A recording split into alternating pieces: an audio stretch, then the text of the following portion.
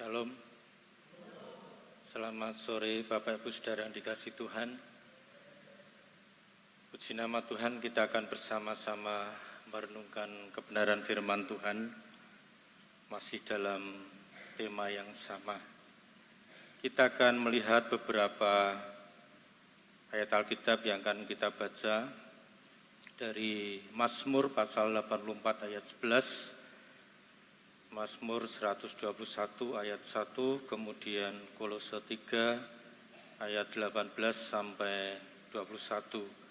Dan nanti ada beberapa bagian ayat yang lainnya akan kita baca. Mari saya undang jemaat bangkit berdiri.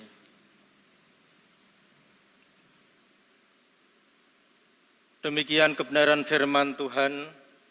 Berbahagia Bapak Ibu Saudara yang mendengar terlebih melakukan setiap kebenaran firman Tuhan. Mazmur 84 ayat yang ke-11.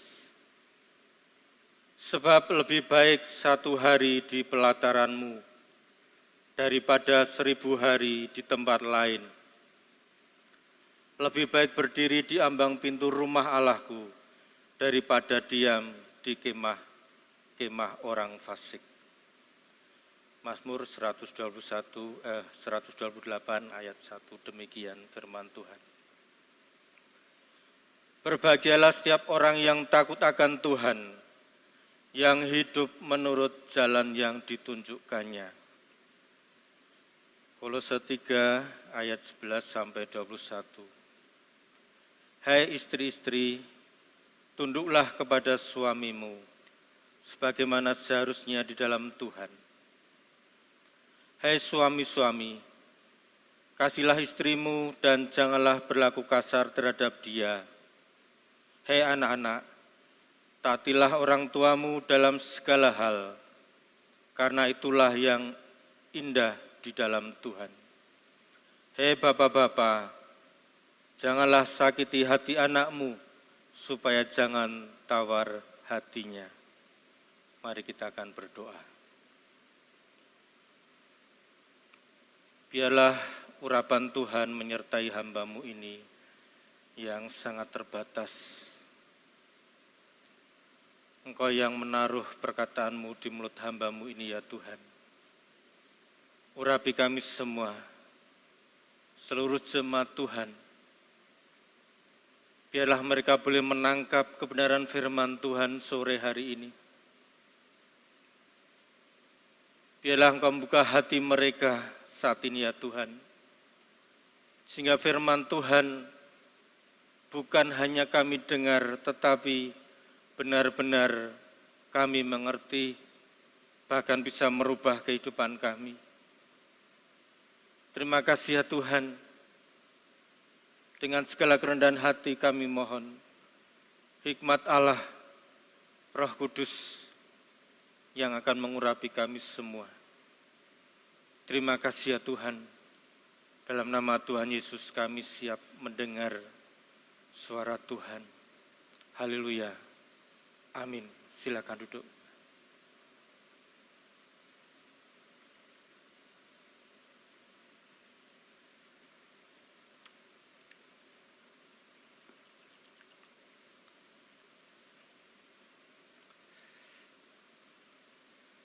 Bapak Ibu Saudara yang dikasihi Tuhan, seiring dengan waktu, seiring dengan usia kita, maka sumber kebahagiaan itu seringkali bisa berubah.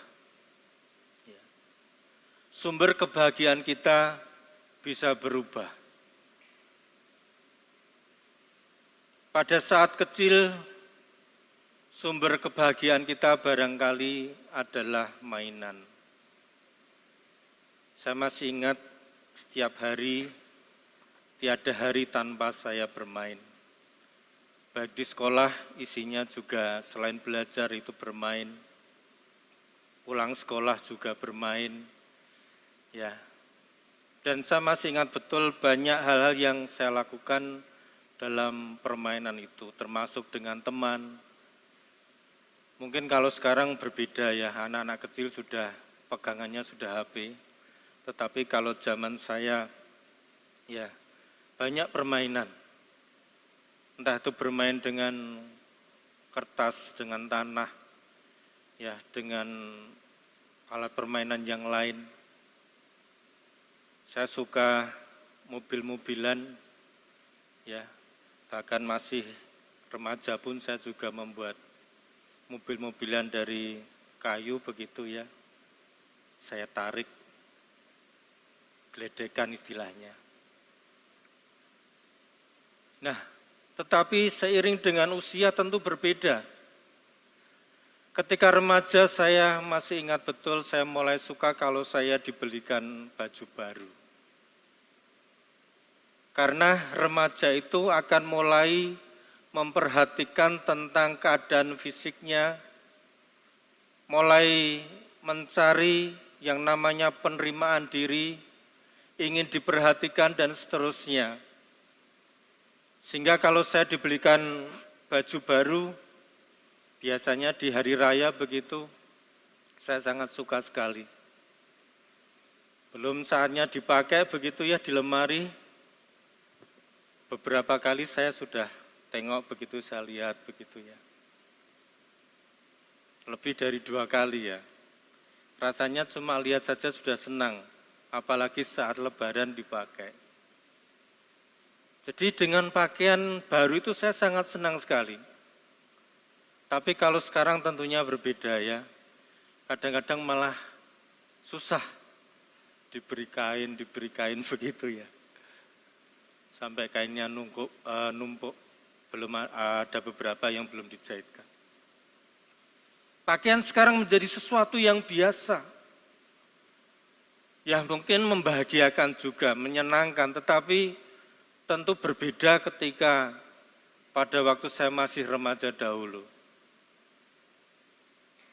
Kemudian mulai senang ketika memperhatikan lawan jenis, apalagi ketika bisa menyatakan perasaan cinta begitu ya.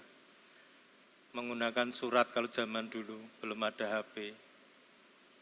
Pilih kertas yang wangi, amplop yang wangi begitu.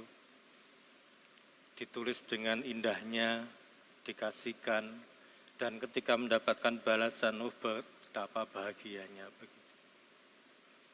Itu remaja. Dan kemudian ada benda-benda yang lain yang diinginkan ketika remaja. Ketika saya dilatih bermain musik di gereja, waktu remaja saya dipanggil pendeta saya dan meminta saya untuk latihan.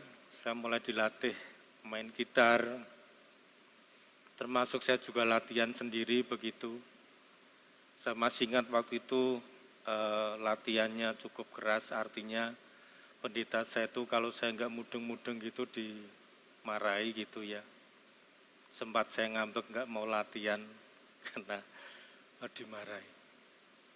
Tapi saya senang latihan musik, kemudian saya bisa memainkan musik di gereja. Itu membawa saya rasa senang, rasa bahagia. Jadi sudah lain waktu kecil, waktu remaja, dan kemudian ketika dewasa tentu kebahagiaannya juga lain.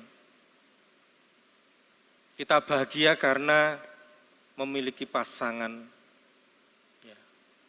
Bahagia ketika bisa membentuk sebuah rumah tangga, kemudian mulai membangun rumah, mengisi perabotan untuk rumah, bisa bahagia kalau bekerja, bisa memenuhi kebutuhan-kebutuhan keluarga dan seterusnya. Keluarga menjadi sebuah kebahagiaan. Pasangan menjadi sebuah kebahagiaan, dan ketika lahir anak juga, anak menjadi sebuah kebahagiaan. Ketika bisa mendapatkan uang yang cukup, bisa punya tabungan sedikit, itu sudah merasa tenang, sudah bahagia. Jadi berbeda saudara ketika kecil, ketika remaja, dan ketika dewasa. Seorang laki-laki bahagia ketika dia terpenuhi akan kepuasannya sebagai seorang laki-laki, demikian juga seorang perempuan atau seorang ibu. Nah, saudaraku yang dikasihi Tuhan, ada perubahan demi perubahan. Tapi yang mau saya tekankan pada sore hari ini, seharusnya semakin kita mengenal Alkitab, semakin kita percaya kepada Tuhan, sumber kebahagiaan kita seharusnya ada peningkatan perubahan seperti yang dikehendaki Tuhan.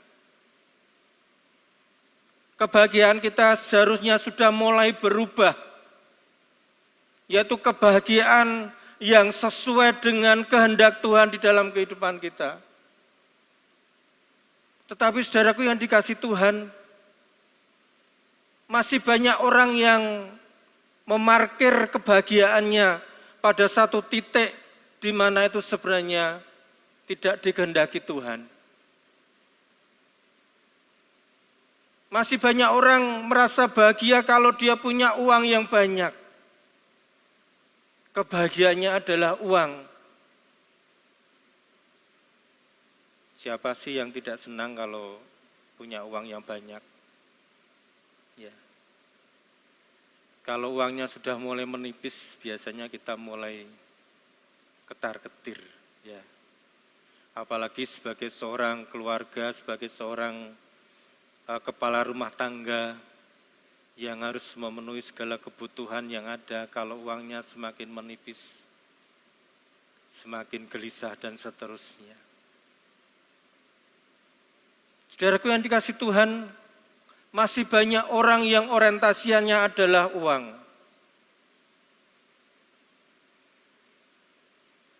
Kalau di saldo tabungannya tidak ada 50 juta, dia tidak akan tenang. Kalau tidak ada 100 juta, tidak akan tenang. Ada yang mungkin punya patokan 1 miliar baru tenang, atau lebih banyak lagi. Saudaraku yang dikasihi Tuhan, banyak orang yang memarkir kebahagiaannya dalam hal uang. Dalam hal barang-barang tertentu, kalau dia punya barang tertentu, dia akan merasa bahagia, merasa senang. Yang ibu-ibu, yang cewek, dia akan merasa bahagia kalau punya perhiasan yang banyak. Apalagi bisa ditaruh di tangan, di telinga, di kaki, ya, pergelangan kaki, dan seterusnya. Ada yang merasa bahagia kalau dia punya segala sesuatu tersedia, semua kebutuhan, baik sandang, pangan, papan, dan kebutuhan-kebutuhan yang lainnya, baru dia merasakan kebahagiaan. Bapak-Ibu Saudara yang dikasihi Tuhan, kita tahu bahwa semuanya itu seringkali mengecewakan dan sangat terbatas. Semuanya itu terbatas.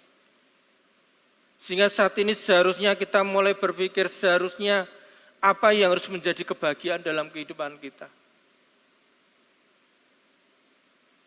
Di dalam bagian ayat yang kita baca, Mazmur pasal 84 ayat yang ke-11 dikatakan, sebab lebih baik 1 hari di pelataranmu daripada 1000 hari di tempat lain.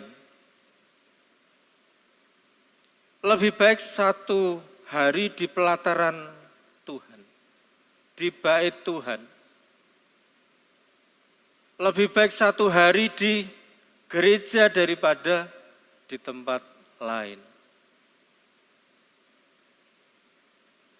Seharusnya kebahagiaan kita itu saudara harus mulai berkaitan dengan Tuhan di dalam kehidupan kita.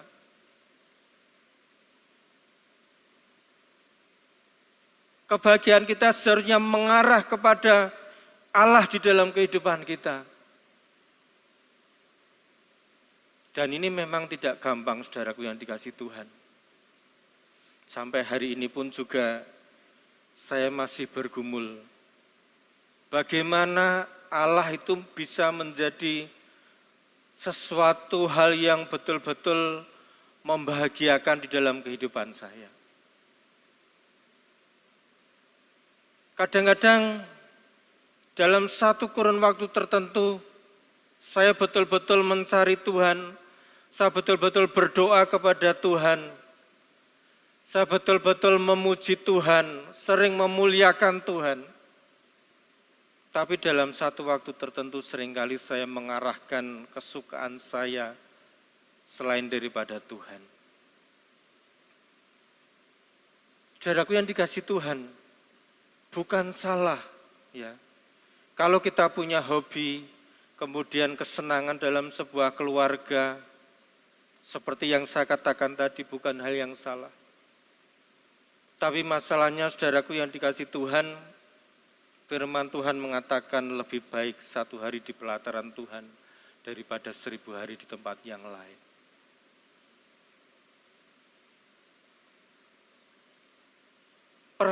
Pemazmur ini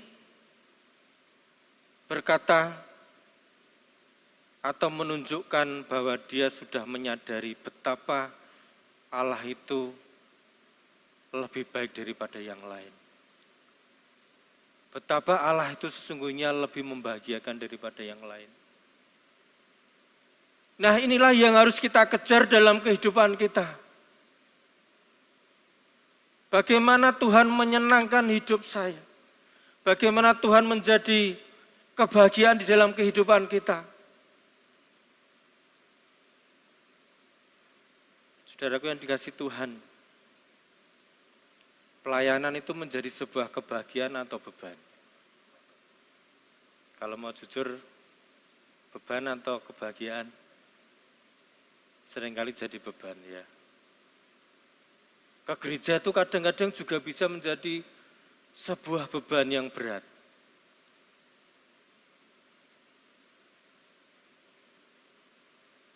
Pelayanan menjadi suatu beban yang berat.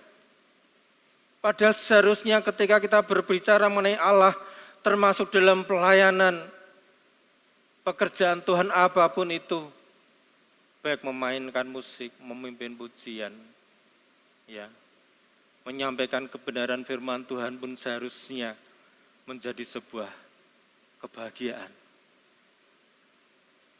Saya sampai hari ini masih berjuang ya bagaimana pelayanan firman Tuhan itu menjadi sesuatu yang justru menjadi kebahagiaan dalam hidup saya. Saya masih berjuang. Kadang-kadang kalau diminta menyampaikan firman Tuhan, secara otomatis biasanya yang terjadi dalam tubuh kita apa? Dalam pikiran kita apa? Kalau bisa jangan gitu ya. Itu otomatis dalam fisik pikiran hati kita. Minggu ini saya akan menyampaikan khotbah 4 kali. Minggu ini, hari Selasa, hari Jumat, hari Sabtu. Enggak tahu kok royoan gitu yang minta minggu ini ya. Saya dihubungi sama Mas Ucun, minta tolong pelayanan firman Tuhan di pikat gabungan. Selasa, ya bisa. Kemudian, ternyata hari Jumat juga ada pelayanan di KW 1 bulan sebelumnya sudah diminta. Kemudian hari Sabtu diminta diakonia. Bilang, ya bisa. Tapi sebenarnya secara fisik otomatis dalam diri saya itu sebenarnya jangan gitu ya. Yang lain dulu kalau bisa. Nah, seringkali dalam pekerjaan Tuhan pun kita bukan menjadi sesuatu yang membahagiakan, tetapi menjadi sebuah beban di dalam kehidupan kita. Seharusnya bait Tuhan itu menjadi sesuatu yang membahagiakan. Seharusnya pekerjaan Tuhan itu menjadi sesuatu yang membahagiakan. Nah, saat ini saudara, kalau memang belum bisa ya kita berusaha. Saya pun akan berusaha sekeras-kerasnya bagaimana supaya saya semakin bisa mencintai pelayanan pekerjaan Tuhan. Walaupun kadang-kadang masih sulit. Nah, saudara yang dikasih Tuhan, kita harus mulai berubah. Termasuk dalam keluarga. Kalau selama ini keluarga adalah sesuatu yang paling membahagiakan dalam hidup saya, dalam hidup kita, maka kita harus mulai beralih bahwa sesungguhnya Allah yang seharusnya menjadi kebahagiaan di dalam kehidupan kita.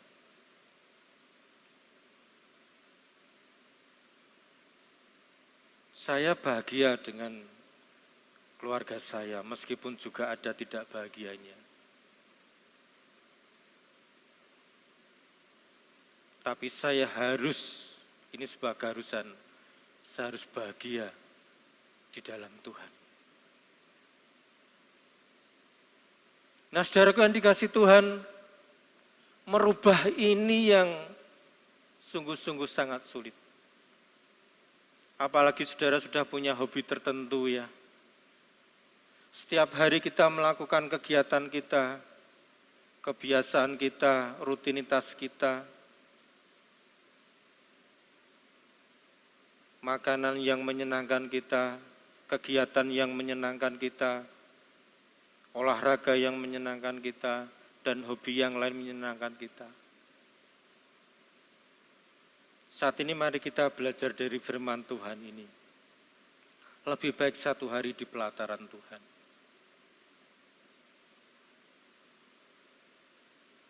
Memang masih sulit saudaraku yang dikasih Tuhan. Tapi mau tidak mau ini adalah pilihan kita. Sesuai dengan kebenaran firman Tuhan. Bapak-Ibu saudara yang dikasih Tuhan, beberapa waktu yang lalu kita sudah mendengar khotbah yang disampaikan tentang Hana yang tidak punya anak. Ya. Bagi Hana, mendapatkan anak itu adalah sebuah kebahagiaan. Sehingga dia bergumul di hadapan Tuhan, menangis di hadapan Tuhan, ingin bisa mendapatkan anak. Tapi setelah punya anak, kemudian Samuel anaknya itu diserahkan kepada Tuhan. Diserahkan kepada Tuhan, karena memang dia juga sudah berjanji bahwa akan memberikan sepenuhnya itu kepada Tuhan. Artinya kebahagiaannya sudah beralih dari anak kemudian untuk Tuhan. Meskipun memang kemudian Hana diberi anak yang lain ya. Saudaranya Samuel ada beberapa laki-laki dan perempuan. Kalau tidak salah ada 2 laki-laki, 2 perempuan atau 3 saya lupa. Ada saudaranya yang lain. Tapi pada waktu mendapatkan anak yang pertama itu adalah tentunya sebuah kebahagiaan yang luar biasa. Tetapi Hana bisa menyerahkan itu kepada Tuhan. Merelakan itu kepada Tuhan. Artinya kebahagiaan itu sudah beralih saudaraku yang dikasih Tuhan. Yang terutama adalah Allah di dalam hidupnya.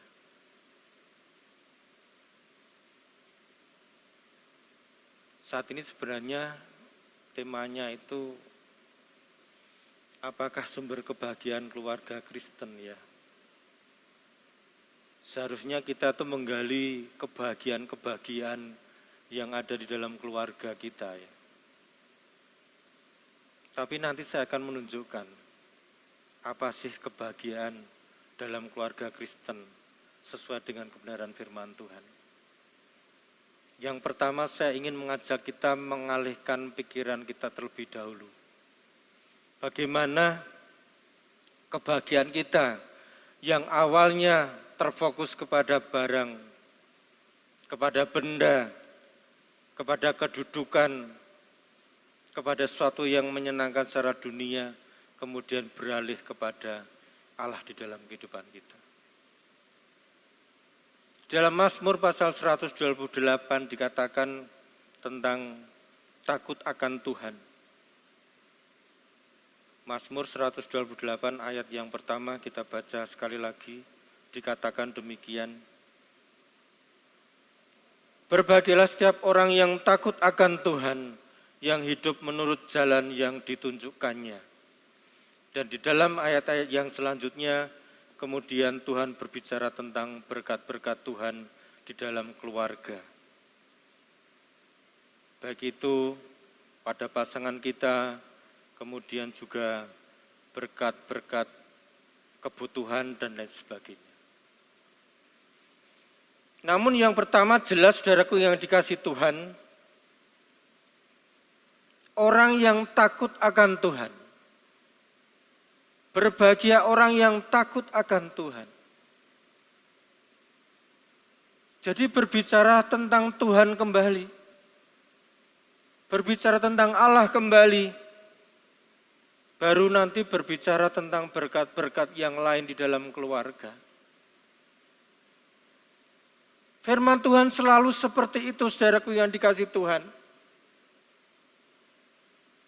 Allah memang memberkati bangsa Israel misalnya. Menuntun mereka dari tanah Mesir menuju tanah Kanaan. Yang dijanjikan adalah tempat yang lebih makmur, yang lebih baik. Tuhan juga membuat mujizat menyediakan air bagi mereka. Menyediakan makanan bagi mereka.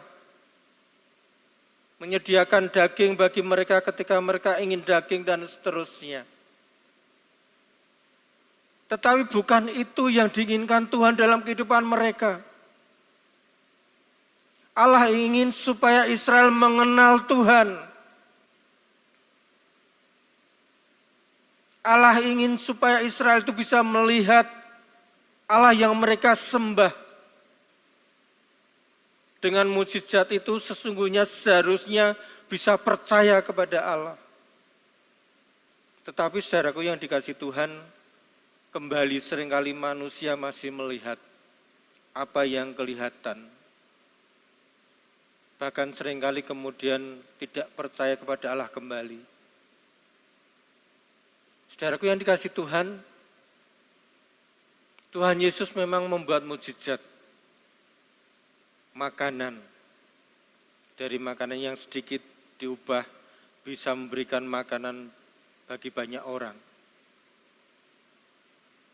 Tuhan Yesus memang membuat mujizat menyembuhkan orang sakit,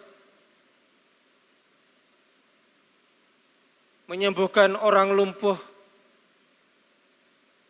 dan menyembuhkan orang-orang yang sakit yang lainnya.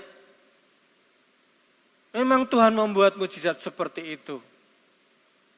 Tetapi bukan itu yang diinginkan Tuhan Yesus. Yesus pernah berkata, engkau mencari aku karena engkau kenyang. Dan itu bukan yang diinginkan Tuhan Yesus. Tuhan Yesus membuat mujizat supaya orang-orang itu bisa melihat Allah di dalam diri Yesus. Bisa mengenal Tuhan di dalam diri Tuhan Yesus. Tapi seringkali kembali kepada urusan-urusan yang semacam itu. Nah, Bapak Ibu Saudara yang dikasih Tuhan, ini yang seringkali masih terjadi dan terus terjadi.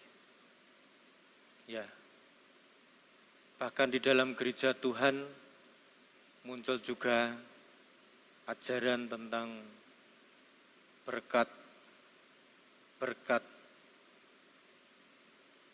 anak Tuhan itu harus kaya karena Allah kita kaya. Ya, ada ajaran-ajaran tentang kelimpahan-kelimpahan. Orang Kristen harus diberkati secara finansial dan seterusnya. Tidak mengerti maksud Tuhan datang, Tuhan hadir dengan mujizatnya itu untuk apa. sesungguhnya supaya mengenal Allah.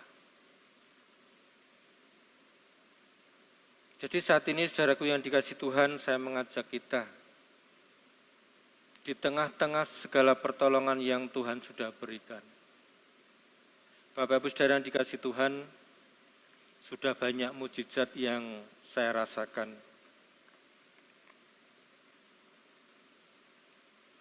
Banyak mujizat yang saya rasakan.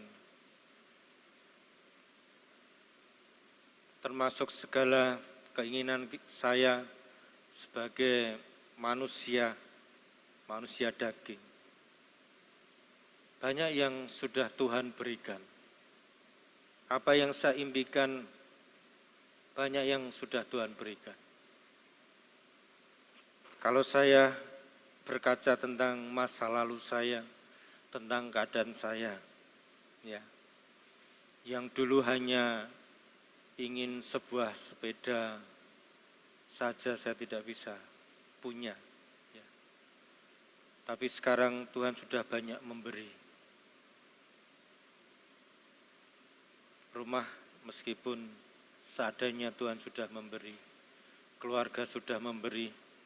Beberapa fasilitas yang saya butuhkan Tuhan memberi. Tapi sekali lagi, semuanya itu seharusnya semakin membuka mata saya untuk mengenal Tuhan, untuk melihat Tuhan, untuk percaya kepada Allah. Apalagi dalam situasi-situasi sulit yang saya alami, di mana saya melihat di situ Tuhan menolong. Bukan masalah perubahan yang saya alami, tetapi yang terpenting adalah saya bisa melihat bahwa Tuhan itu ada, bahwa Allah itu luar biasa, bahwa Allah itu punya rencana yang indah dalam kehidupan saya.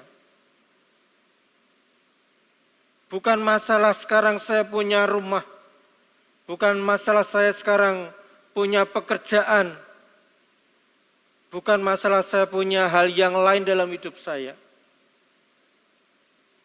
Tetapi di balik semuanya itu apakah saya mengenal Tuhan, semakin percaya kepada Allah dalam kehidupan saya. Sebab kalau saya diberkati kemudian saya melupakan Tuhan, maka semuanya akan sia-sia. Kalau saya melihat mujizat Tuhan kemudian saya melupakan Tuhan, semuanya akan sia-sia. Bahkan sekalipun saya dibuat Tuhan menjadi orang yang terkaya di dunia ini ya, tapi enggak mungkin. Ya, enggak ya. Cuma seandainya. Sekarang paling kaya siapa ya di dunia ini ya? Bill Gates. Oh, bukan ya. Bukan saya ya. Jelas bukan saya. Paling kaya, paling populer, paling berpengaruh di dunia ini. Katakanlah seperti Trump begitu ya, Presiden Trump. Berpengaruh sehingga bisa mendamaikan sementara antara Israel dengan Hamas. Semuanya sia-sia kalau kita tidak mengenal Tuhan.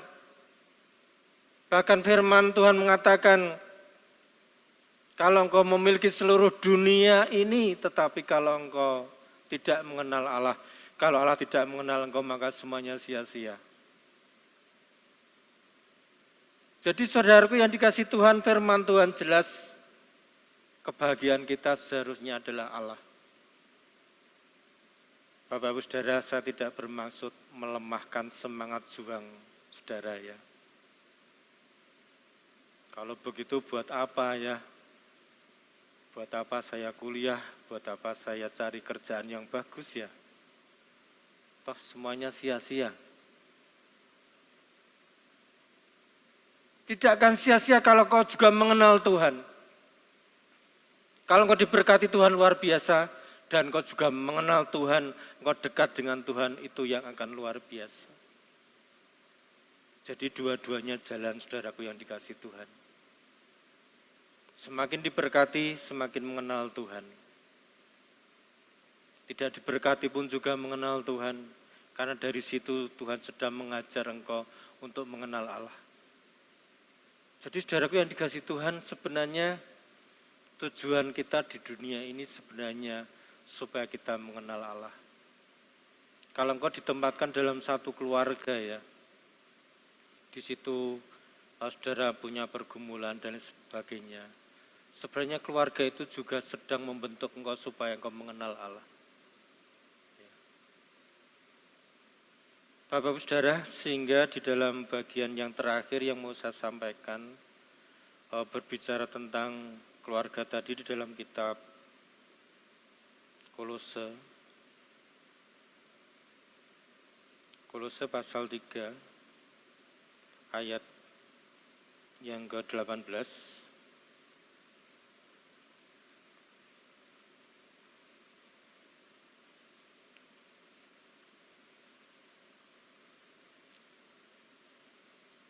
Tentang hubungan antar anggota rumah tangga ya, di judulnya seperti itu. Hai istri-istri, tunduklah kepada suamimu sebagaimana seharusnya di dalam Tuhan. Hai suami-suami, kasihilah istrimu dan janganlah berlaku kasar terhadap dia. Hai anak-anak, taatilah orang tuamu dalam segala hal, karena itulah yang indah di dalam Tuhan. Hei bapak-bapak, janganlah sakiti hati anakmu, supaya jangan tawar hatinya.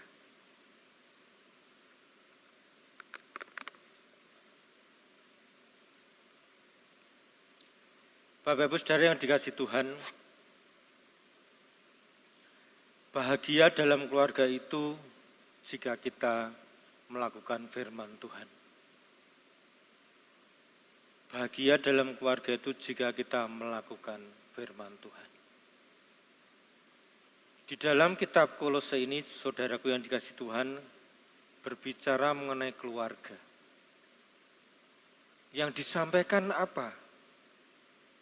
Tentang istri harus tunduk kepada suami.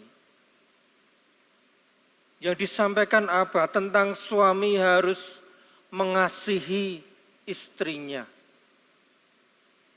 Tentang anak-anak yang harus taat dengan orang tua. Tentang orang tua jangan sakiti hati anaknya. Ini adalah sebuah hubungan yang dikehendaki Tuhan. Tuhan tidak berbicara tentang keluarga kalau mau bahagia harus punya uang yang cukup. Keluarga kalau bahagia harus punya pekerjaan yang sangat bagus. Harus punya rumah yang bagus. Harus punya fasilitas yang bagus. Tuhan tidak berbicara tentang itu. Berbicara tentang keluarga, Tuhan berbicara tentang sebuah hubungan yang baik. Antara suami dan istri, antara orang tua dengan anak. Jadi ini perintahnya seperti itu, perintah Tuhan. Sekali lagi, kalau kita melihat hal ini, saudaraku yang dikasihi Tuhan, maka sebuah kebahagiaan itu adalah kebahagiaan yang sesuai dengan perintah Tuhan. Yang sesuai dengan kehendak Tuhan. Jadi ini yang harus kita usahakan di dalam kehidupan kita.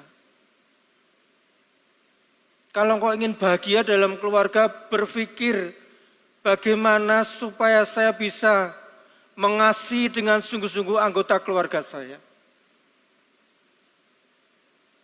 Anggota keluarga ada yang menjengkelkan tidak, Bapak Ibu Saudara? Bapak Ibu pernah kecewa dengan mungkin anak pernah kecewa dengan orang tua.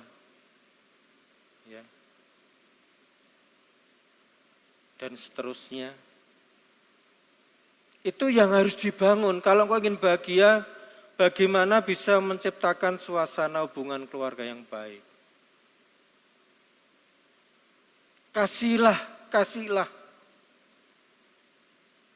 Dan kasih itu yang seringkali dibicarakan di dalam Alkitab. Kasihlah sesama manusia seperti dirimu sendiri, apalagi keluarga kita, saudaraku yang dikasihi Tuhan.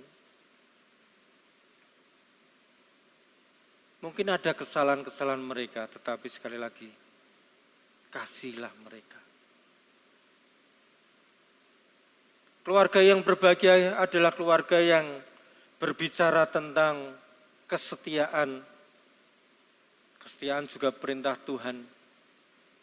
Berbicara tentang pengorbanan. Berbicara tentang hubungan yang baik. Itu yang ada di dalam Alkitab. Di dalam kitab Matius, Tuhan Yesus berbicara tentang berbahagia, ya. Berbahagialah orang yang lapar dan haus akan kebenaran. Berbahagialah orang yang miskin di hadapan Allah. Berbahagialah orang yang dianiaya karena kebenaran, karena percaya kepada Yesus. Berbahagialah orang yang membawa kedamaian. Jadi seperti itulah kebahagiaan. Oleh sebab itu, saudaraku yang dikasihi Tuhan, mari pada saat ini kita bersama-sama berjuang. Yang terpenting adalah bagaimana kita di hadapan Allah. Bagaimana Tuhan bisa menjadi kebahagiaan di dalam kehidupan kita yang paling utama. Kita boleh merasa senang dengan hal yang ada di sekitar kita. Sekali lagi, yang terpenting adalah bagaimana kita menyenangkan Tuhan. Lebih baik satu hari di pelataran Tuhan. Lebih baik kita berada di dalam hadirat Tuhan daripada di tempat yang lain. Yang terpenting adalah bagaimana Allah itu dalam kehidupan kita. Bapak Ibu tetap boleh berwisata ya. Sebentar lagi kan ada wisata ya. Tapi bagaimana dalam wisata itu saudara bisa melihat Tuhan? Itu harus dalam segala situasi mari kita ingat Tuhan. Ya. Baik engkau makan maupun minum, melakukanlah segala sesuatu untuk Tuhan. Jadi sekarang ya Tuhan dalam hidup kita. Termasuk kebahagiaan saya adalah Tuhan dalam hidup ini. Amin. Mari kita akan datang.